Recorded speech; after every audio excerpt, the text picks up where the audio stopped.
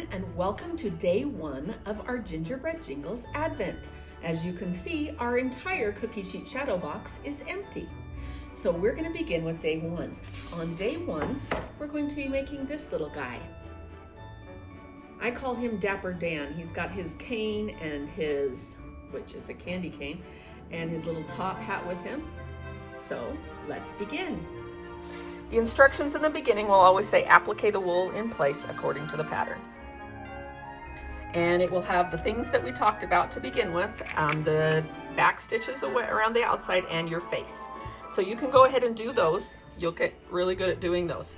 Okay, the next one says, using the red dazzle, make a chain stitch for the hat band. And let's try zooming in a little bit more.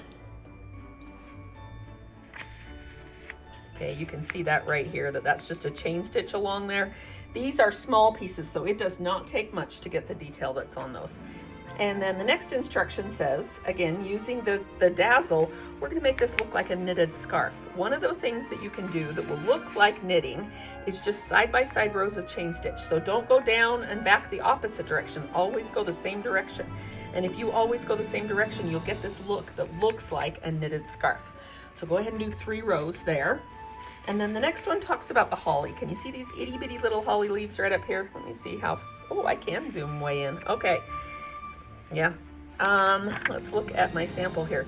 They are a little star stitch. So they're straight across and then you put an X over top of it. And you don't do the one going this way. You just want the X over top of the straight line, because those are what would be the points if we were to draw a little piece of holly.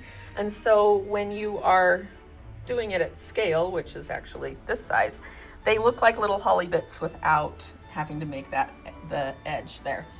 Now is the point where you'll add the baked edges. And the reason that you do it now before we do any of the white is because if you try to put brown chalk on over top of white, you'll end up getting brown on your edges right here, which is not the end of the world, it just looks baked.